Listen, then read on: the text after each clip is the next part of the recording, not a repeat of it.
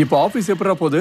Office அப்படிதான் இருக்கு, மேனேஜரும் அப்படிதான் இருக்காரு. அப்புறம் என்ன, நான் என்ன அட்ஜஸ்ட் பண்ணிக்கிட்டேன். எப்படிரா? ஜோதி அக்கா கிட்ட பேசினேன். அவங்க தான் மேலான அதிகாரத்துல உள்ளவங்களுக்கு கீழ்ப்பணிஞ்சு நடக்கணும்னு சொன்னாங்க. அதுவும் சரின்னு தான் பட்டுச்சு. டேய், உங்க மேனேஜர் கிறிஸ்டின் தானே? ஆமாண்டா. பேசாம ஜோதி அக்காவை உங்க மேனேஜர் கிட்ட பேச சொல்ல வேண்டியதானே? நீ வேற, அக்கா ஏதாவது பேச அப்புறம் அவர் என்ன போட்டு திட்டுறதுக்கா? நமக்கு எதுக்குடா வம்பு? சும்மா தோணுச்சு சொன்னேன்டா. டேய் நேரா போடா.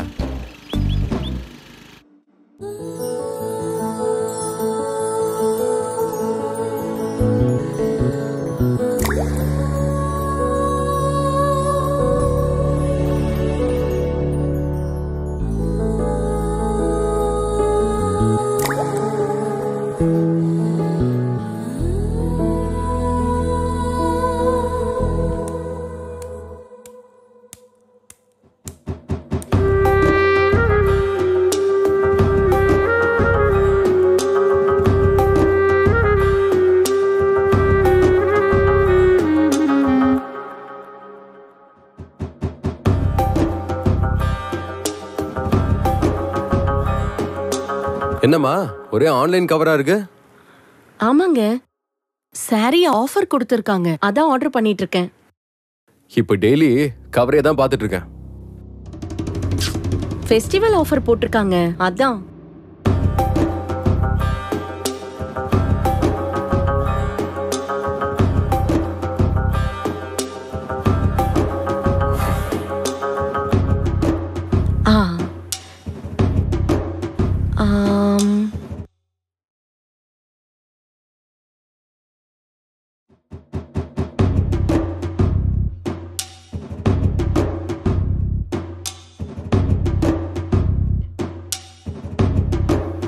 என்னம்மா இன்னைக்கு நைட்டு சாப்பிட எதுவும் செய்யலையா?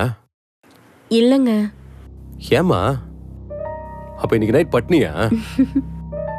உங்களை பட்னி எல்லாம் போடுவேனா? ஹோட்டலுக்கு போறோமா? அதுவும் இல்லங்க.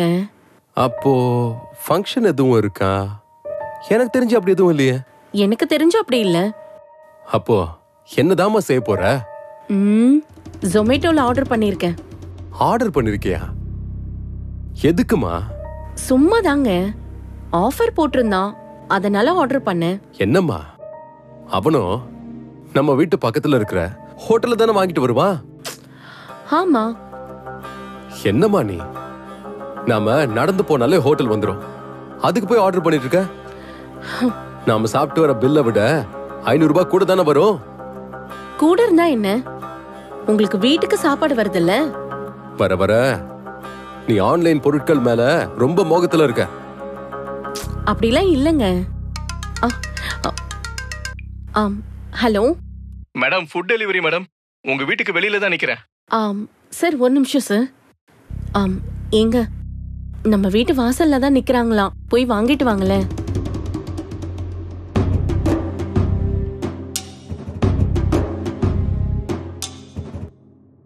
என்ன மாலதி, முகம் கருத்து போன மாதிரி இருக்கு, எதுக்கு உம்முன்னு உட்காந்துருக்க? நான் ஆர்டர் பண்ண சாரி நல்லாவே இல்லங்க. நல்லா இல்லைன்னா ரிட்டர்ன் பண்ண வேண்டியதானே? ரிட்டர்ன் பண்ண முடியாதான், டேட் முடிஞ்சிருச்சு. ரொம்ப காஸ்ட்லி வேற. இதுக்குதான் ஆன்லைன்ல ஆர்டர் பண்ணாத, தேவைன்னா கடையில போய் பார்த்து எடுத்துக்கலான்னு சொன்னேன். இப்ப பாரு, இப்ப என்ன பண்ண போற? என்ன பண்றதுங்க, வேற சாரி ஆர்டர் பண்ணிருக்கேன். வேற சாரி ஆர்டர் பண்ணிருக்கியா? இவ்வளவு நடந்தும் உன்னை திருத்தவே முடியாது.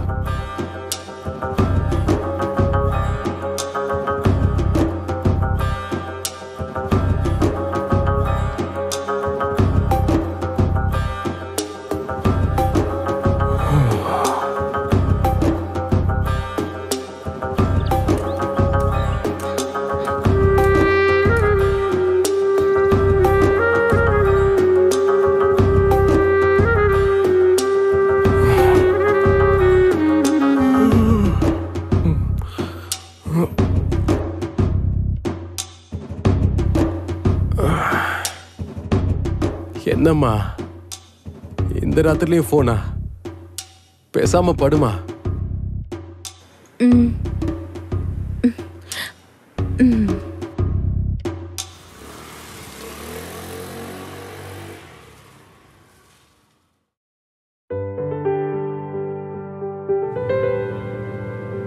பக்கத்து வீட்டு ரேகாவுக்கு குழந்தை பிறந்திருக்குமா, அதான் அந்த குழந்தைக்கு ஒரு ட்ரெஸ் வாங்கிட்டு அப்படியே பார்க்க போலான்னு கடைக்கு வந்தேன். கடைக்கு வந்த இடத்துல என்ன பார்த்துட்டு என்னையும் கடைக்கு கூட்டிட்டு வந்துட்டீங்களா? சரி வா. ஆ.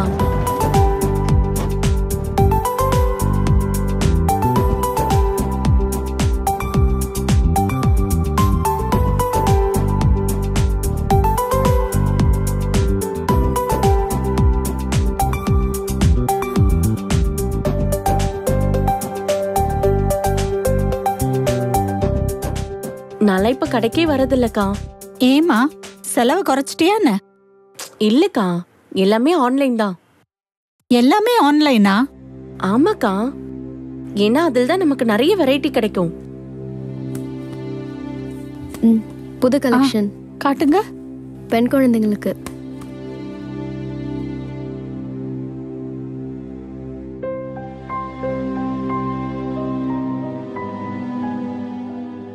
அக்கா, இதுல பாருங்களேன், சூப்பரா இருக்கு.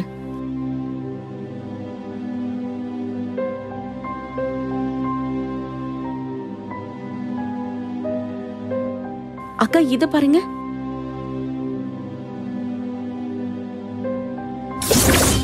அக்கா, இப்ப மாலதி எப்ப பார்த்தாலும் ஆன்லைன் ஷாப்பிங்ல தான் இருக்கா. ட்ரெஸ் ஆர்டர் பண்றா, மேக்கப் திங்ஸ் ஆர்டர் பண்றா, ஏன் சாப்பாடு கூட ஆர்டர் பண்ண ஆரம்பிச்சிட்டா. நானும் சொல்லி பார்த்துட்டேன், கேட்க மாட்டேங்கிறா. எப்பயாவது ஆர்டர் பண்ணா பரவாயில்ல, எப்பவுமே ஆன்லைன் ஷாப்பிங்ல இருந்தா நான் என்னக்கா செய்ய? நான் வேணா அவகிட்ட பேசி பார்க்கறேன் ரஞ்சித். சரிக்கா. இதே நல்லா இருக்கு மாலதி. இப்ப நான் இத கடையிலேயே எடுத்துக்கிறேன். சிஸ்டர், இத நீங்க பேக் பண்ணிடுங்க. தேங்க்யூ. Thank you sir.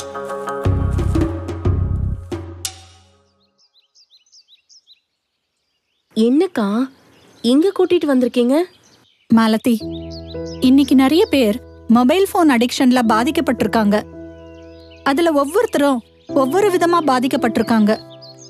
சில பேர் தவறான வலைத்தளங்களால பாதிக்கப்பட்டிருக்காங்க. சில பேர் சோஷியல் மீடியா ஆப்ல மாட்டிக்கிட்டு இருக்காங்க. அப்படிதானே? ஆமாக்கா, ஆனா இதெல்லாம் எதுக்கு என்கிட்ட சொல்றீங்க?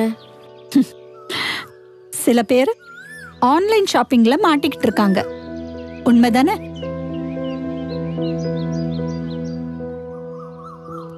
அதுவும் ஒரு அடிக்ஷன்னு அவங்களுக்கு தெரியலமா.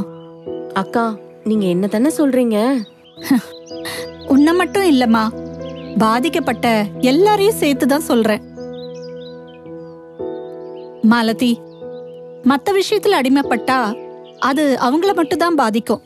ஆனா ஆன்லைன் ஷாப்பிங்ல அடிமைப்பட்டா அது சுத்தி இருக்கிற சமுதாயத்தையே பாதிக்குமா. ஆமா மாலதி, நீ ஆன்லைன்ல பர்ச்சேஸ் பண்ற, ஆனா உன்னை நம்பி உன் தெருவுல பக்கத்துல கடை வச்சிருக்கிறவங்கள யோசிச்சு பாரு. இப்படி எல்லாரும் ட்ரெஸ்ஸையும் மளிகை சாமானையும் சாப்பாட்டையும் ஆன்லைன்லயே ஆர்டர் பண்ணிட்டா நம்மள நம்பி கடை வச்சிருக்கிறவங்களோட நிலைமை? நீ ஹோட்டல்ல போய் சாப்பிட்டா 1000 ரூபாய் ஆகும்னு வை. ஆனா நீ ஆன்லைன்ல ஆர்டர் பண்ணும்போது அதே ஹோட்டல்ல போய் தான் வாங்குவாங்க. நீ எக்ஸ்ட்ராவா 500 ரூபாய் கொடுக்க வேண்டி இருக்குமா. ஆன்லைன் ஷாப்பிங் தப்புன்னு சொல்லல, ஆனா ஆன்லைன்ல மட்டுமே வாங்காதேன்னு சொல்றேன். சிறு கடைகள்லாம் ரொம்ப பாதிக்கப்படுமா. லாக்டவுன் காலத்துல எந்த ஆன்லைன் ஷாப்பிங் உனக்கு உதவுச்சு? உங்க வீட்டு பக்கத்துல கடை வச்சிருக்கிற அண்ணன் தானே உனக்கு உதவினாரு. பால் மளிகை சாமான்னு கடன் கொடுத்தாரு. உண்மைதானே மாலதி? அதையே மறந்துடுறீங்க. உன்னோட வாழ்வாதாரத்தை பார்த்துட்டு மத்தவங்க வாழ்வாதாரத்தை அழிச்சிடாத மாலதி.